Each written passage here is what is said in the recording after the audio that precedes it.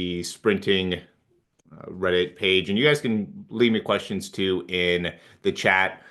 The page has a lot of different people that just upload different videos, and so we're going to go ahead and take a look at that. Main thing that we'll be looking at here, and hopefully on Instagram you guys can see me okay. It looks like it might be a little bit weird here on Instagram, so let me know if you guys can't see it well. But yeah, the main thing we're working at here is going to be lane 4. And I really like the acceleration out of this athlete. I think he does a really good job of being able to get into a fairly high top speed fairly quickly, gets out in front of basically everybody. I would say big thing that stands out is like once he gets to about 50 meters or so, not getting as much hip flexion. And to me, might have gotten upright a little bit too early. I see this a lot with athletes where they get kind of that rounded back position, which I just don't think is a great place to be able to be. You want to be able to maintain a good upright position within the spine. You don't want to end up falling forward at all there. I'm gonna change my view. Can I view on? Let me know on Instagram if it's a little bit weird here with the view of this because it looks like it might be, but I can't change how I'm viewing it. So for whatever reason, the restream is kind of messed up. But yeah, so the rounded back position is not a great spot to be in. Like with people that have that, a lot of times that means that there's like some weakness in the core, some instability in the core, and therefore are not able to finish out the run very well. You could see how the height of the knee is just not as good as we're going through, especially more towards the end of the race. We want to be able to maximize the amount of height that we're able to get in the hips, in the legs, and maintain a good extension within the arms. Here's the block start. Big thing to me here was just the right leg. So as we're going, just overreaching a little bit here. So I'm big on the foot contact time, 0.67. And what we see here is he's not off the ground until closer to about 8.6. He's still even on the ground at 8.6. That's 0.2 foot contact time. That's just too long on the ground. It's got to be closer to 0.17 if you're going to be, or during your start, especially to be able to get a good amount of force into the ground. So that is a good indication of how well you're able to rebound and how effectively you are striking the ground there. So I could definitely work on that to be able to improve the ground strike. And I mean, there's a kind, I guess also with this is the push off of both feet. I do talk about how we want to be able to see both feet kind of push down well here as we're starting off. It looks like that back foot gets a good push, but we're not seeing much out of that front leg.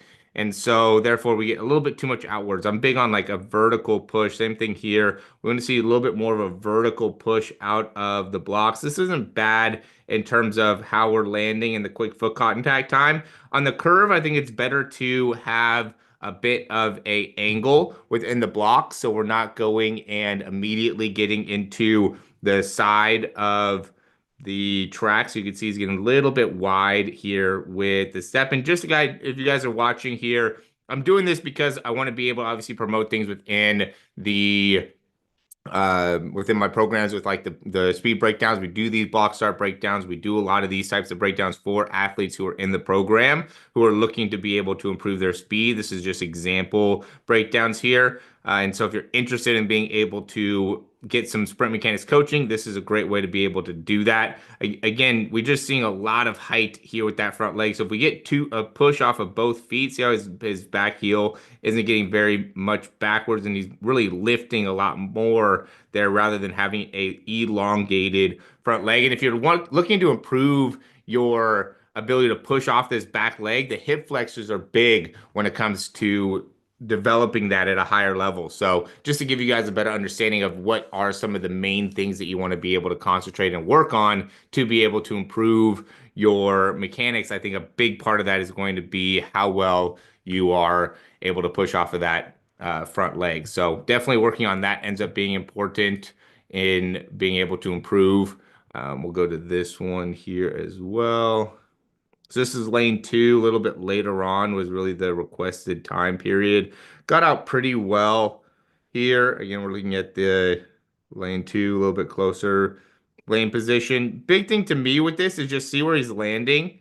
we don't want to be landing on the heels. We want to be more active with our foot as it's striking the ground. Once we start doing that heel strike, then that just means we're spending too much time with the foot on the ground. We want to be able to understand how to create that pull in the foot to make it so we're landing more on the front part of the foot rather than on the heel, which is just going to make it so you end up spending a lot more time on the ground. So the quicker we could be with that foot strike, the more effective we could be with that foot strike, then the better that's going to translate into our running mechanics, running form, and be able to just have more effective running mechanics, right? Like the big part of being able to strike the ground goes into where, or the force that's going to be into striking the ground is what part of the foot is striking. And I guess if you're an athlete and you're struggling with the heel strike, what I would say is just working on being able to do like straight leg run, quick ankle jumps, things like that, where you're really quick and being able to strike the ground and create a good rebound. I think that helps in being able to understand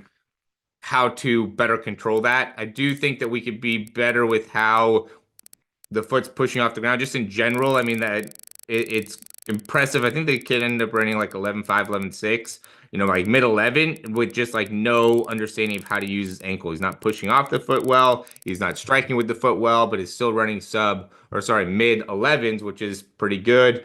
This athlete we have him in the middle here.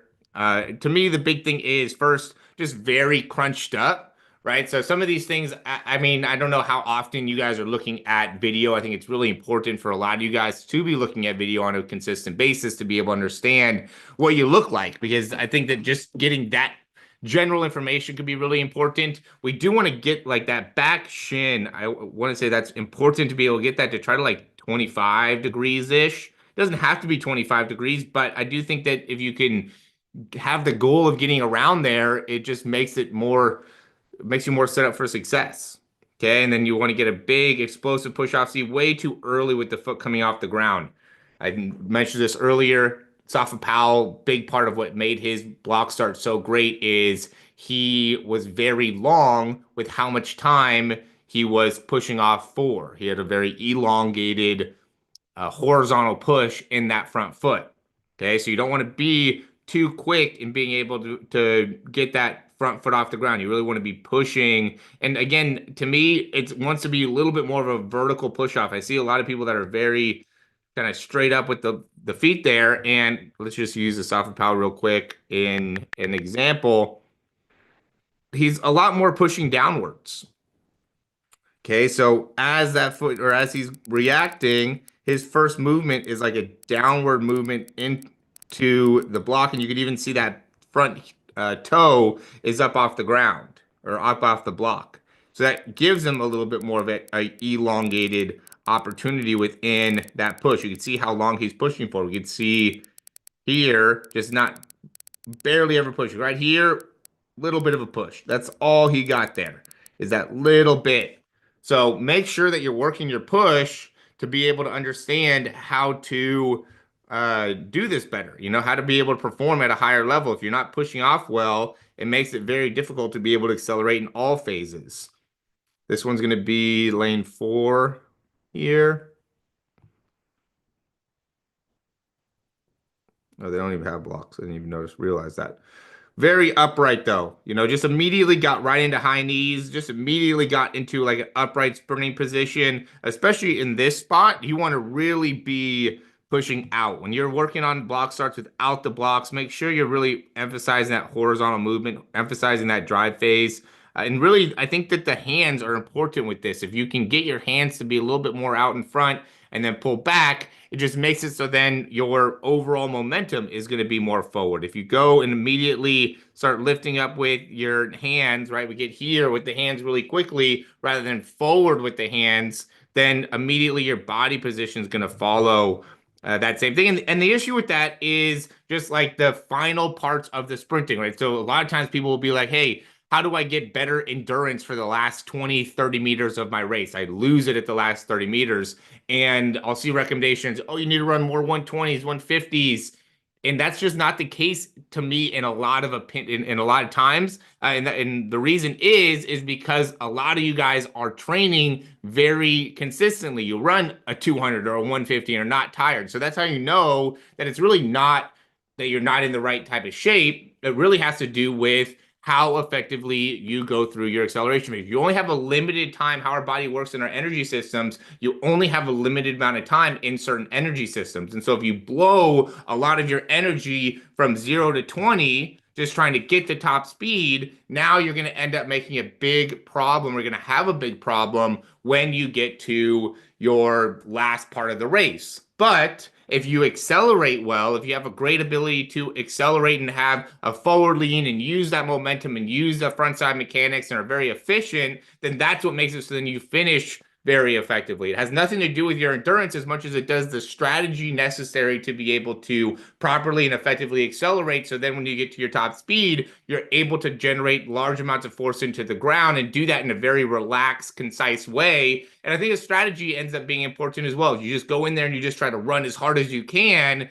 A lot of times that will also make it so you'll tighten up and lose it at that back part of the race. So you want to be smart in how you are going about your ability to just assess your 100-meter, right? Like study your own tape and watch to see what are you doing within, especially again, the guys that are struggling at the end. How are you wasting energy? It's not as much about the training. I do think, you do need to train hard. You do need to work hard. But I know, again, a lot of you guys are working hard, and therefore it isn't that's causing you to struggle at the end of races. I think it has a lot more to do with your ability to effectively accelerate and have great acceleration mechanics. Because here, for this athlete, he's not going to finish well.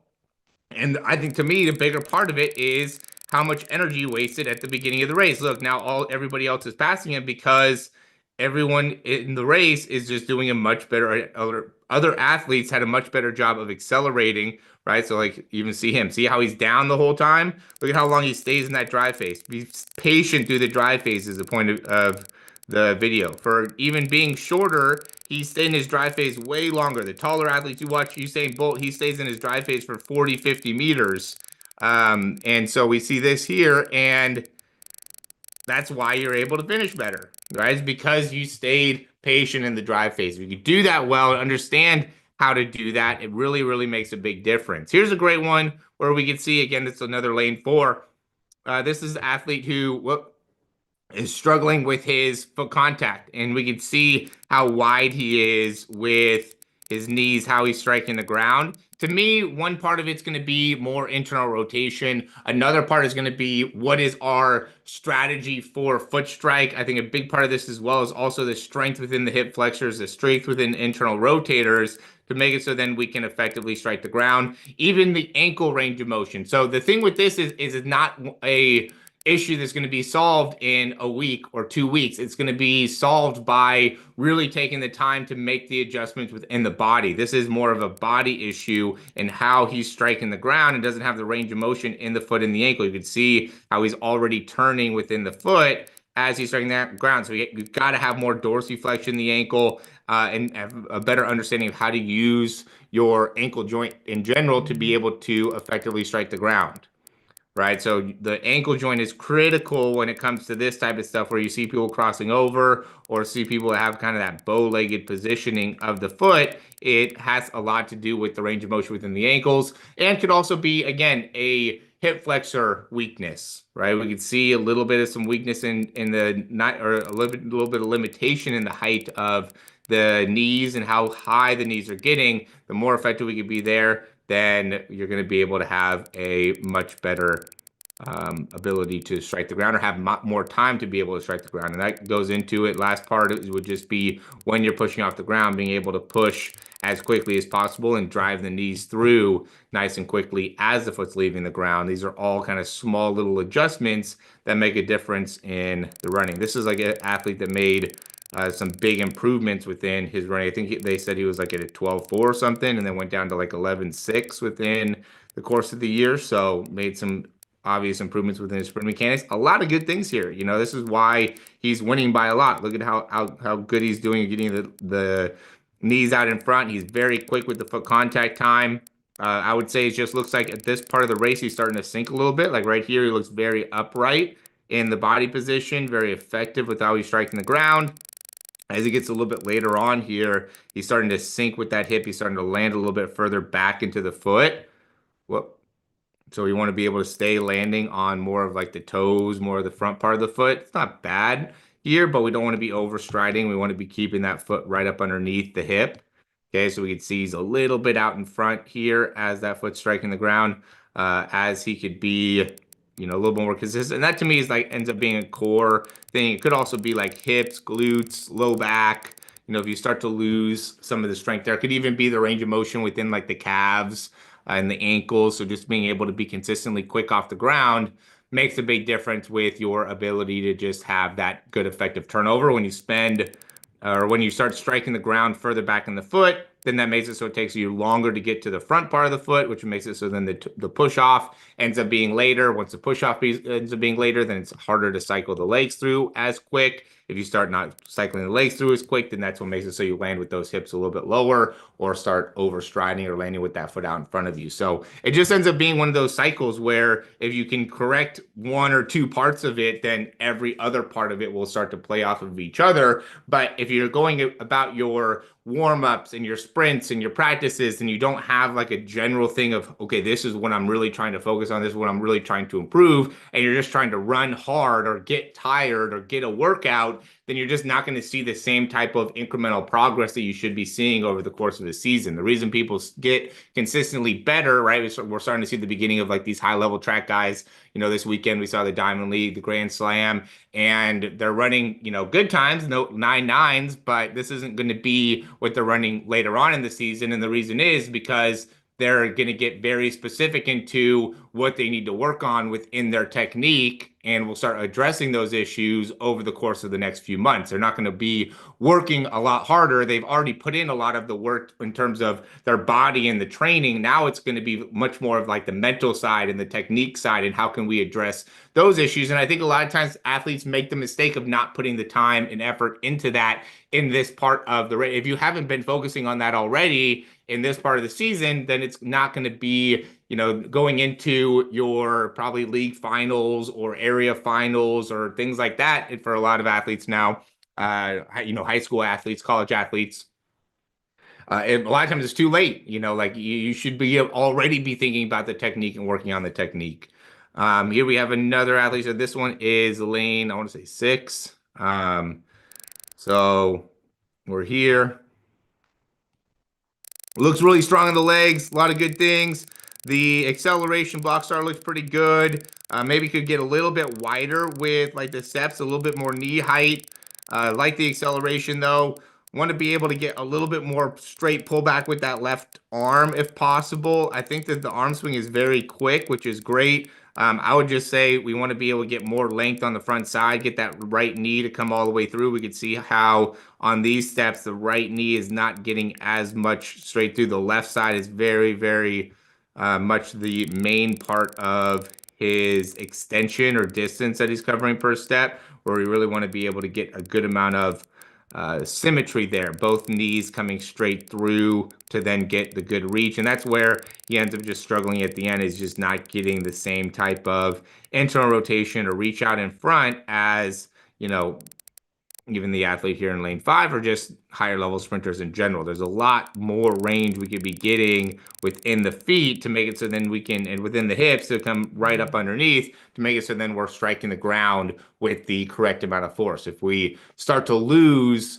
the foot position, especially as you get to faster and faster speeds, then it makes it very difficult to be able to finish out as well. So, really wanting in that first 0 to 60, we want to be in a great position, both from an energy system perspective, as well as from a kind of body position perspective. And what I mean by that is just getting the feet out in front, getting the toes up, getting great dorsiflexion, great frontside mechanics, a great pullback. So then that last 40, we could really relax and generate a lot of power into the ground and be very effective and efficient with each one of our steps. And in that last, 40 meters, we really want to be able to be averaging about 4.5 steps per 10 meters, if possible, even 4 steps per 10 meters. That really means we're opening up the stride. That really means we're getting great length. That's what stands out with like watching Gaukau when he's sprinting. He just does such a great job, especially at the end, of really opening up that stride. Usain Bolt is the same way, and that makes it so he just has a great finish because he's done all the prep work in those first 60 meters. Because in the first 60, we're typically not getting as much height within the knees. We're typically not getting as great a frontside mechanics. We're working to develop the frontside mechanics, but we're really trying to push out. We're trying to get the distance. We're trying to get that acceleration, that turnover.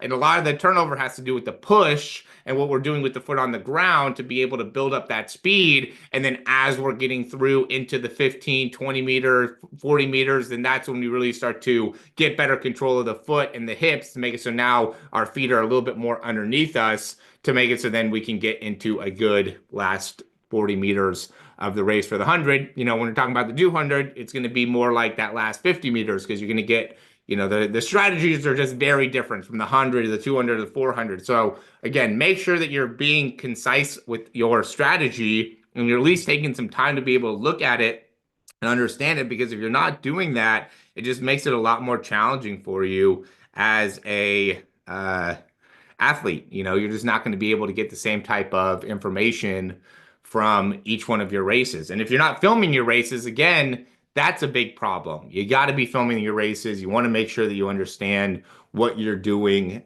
in your races to make it so then you can have a great performance there. I don't know how many, I know a lot of people join this here. I hope my Instagram, is there a way for me to be able to see how it looks on Instagram? Is anybody on Instagram and can say whether it looks good or not good or what the situation is there? I feel like it looks terrible, but I have really no way to be able to see. So that's the only unfortunate part. At least, I'm trying to see what it looks like, but let me see if I do that. Maybe I can see it. Yeah, it doesn't even say I'm live on my thing. Oh, there we go. It does. Okay, you guys can see it. Cool. All right. So, looking at this one, big thing is we're not getting a great push off of the right foot, right? So to me, this is too vertical too. Like that front foot is just way too vertical in its original setup. Okay, and play with the angles, right? Like somebody might have told you one time what the angle of your foot should be at the blocks, and that's not what it needs to always be. You can change that up. You can make it so you're in different positions there, so then you can get a good push. But this is just not a good push within that front foot, and you could tell because of that lift that he's getting. So you're not lifting that back leg. We're really trying to push forward out of there, and you could how well you're pushing by what your foot does as it's coming off the ground. If you're lifting up with that front leg, then we're not getting the right type of push. And first thing I would say is change the block settings, change the angles of the blocks, lower those angles a little bit more to make it so then you can get a good push. And the push really wants to be, again, downwards. Try to push with those feet down, and then from that, get a horizontal movement or get a forward action from that horizontal push, or sorry, that downward push. And then from there, it's like quick high knees, quick horizontal high knees. So it's like a vertical push down. Okay. It's almost like a broad jump, a vertical broad jump, right? So a broad jump. So you're going out within the broad jump, but you're trying to get upwards as you're doing it. And then from there, horizontal high knees, horizontal, foot strike. So you're pushing back as you're accelerating after you get the push. And that'll make it so then you're going to just be a lot quicker and a lot more effective at being able to get out of the blocks. I know there's a lot of people that want to understand. Oh, this is just a programming one. I know there's a lot of people that want to understand how to get out of the blocks better. And I made a lot of videos. If this is the first time seeing some of my stuff on like YouTube or Facebook or whatever, I definitely go on to YouTube to be able to see a lot of the Blockstar videos. I have like at least 10, I want to say, but I just did one the other day that I think is good, that with Asafa Powell. I did one a couple of weeks ago as well. That's just like some of the main things that it's like 10 main things that people do. Again, you could check out my YouTube page to be able to see all that. Here we're looking at lane 3 here. I think there's a lot of good things that we're seeing within the acceleration here. got to his top speed fairly good, and stayed fairly patient through the drive phase. I would just say this is another athlete, and the more I do this, the more it's like we need more strength in the hip flexor. So we're just not getting the feet up and through as well, and then therefore the foot strike is not as good. And so when you get to this position, the goal is, so one, we want to be able to get good height, and so you could probably get a little bit higher with the knees would be, to me, the first thing that I would work with when I'm on, if I was going to train this athlete and say, okay, these are going to be the ways to help you and improve the 100. This is going to be the methods that we'll go through. First thing I would do is really emphasize getting the knee high and being able to get the hip flexor strong there. And then I would go into more training like the rectus femoris type muscle, to make it so we can get extension while maintaining height in the knee. That's really what he's missing here. Is as soon as he gets into extension in the knee, he drops the foot, which then makes it so it's hard to be able to control how you're able to strike the ground, or make it so you can generate as much power into the ground. So now he's getting much more of like a downward action. So then that foot ends up being much flatter. And then while he still has pretty quick foot contact time, he's just not getting as much power, not getting as much uh, force in the ground, which is limiting how many steps he's taking, or making it so he's taking more steps than he should be. And that's an important part of it as well. If you're watching this, and you run the 100, you want to be aware of how many steps it's taking you. If you're over 50, then you're typically not going to be able to run a great time. You want to be in that 45 step range, maybe 48 steps. But, and then from there, you can kind of break it down into the different phases of your race to make it so then you have a strategy for how you're going to get to 48, or how you're going to get to 46, depending on where you are. Maybe start out with 51 and then go down from there. Again, you should be taking about 4.5 steps per 10 meter when you get to your top speed. I usually say, you want to be at about 7-ish steps in that first 10 meters. So that kind of gives you an idea of what you want to be doing when it gets to your ability to accelerate. But yeah, I mean, again, big reason I wanted to do this was just to show what I do within the speed program in our assessments, or in our breakdowns, to make it so you could see what the training's like. I get very specific based off of what we're seeing in your running form. We'll go into different types of exercises to do, drills to do, things to work on, go a lot into just the mental side, the coaching side, the strategy side as well, how we can be more effective, because everybody has a different strategy. Noah Lyles runs 100 different than Kishane Thompson, who's different than Christian Coleman, who's different than, Gout. Everybody has to have a different strategy. So we want to be able to talk strategy. We want to be able to talk about what are your strengths, how can we better utilize the strengths, how can we develop that greater, so then you could have more success in the 100. And we just do breakdowns as well. So if you want to check out any of that stuff, you can check out the website. We also have links all over, so go and check that out as well. Thanks for watching, guys. Just wanted to make this quick video here. Let me know if you have any questions. If you guys want to message me on any of the platforms, Facebook, YouTube, Instagram, then we could do that. And let me know what you guys think as well. Hopefully you guys got a lot from this. Thanks for watching again, and I'm going to sign off.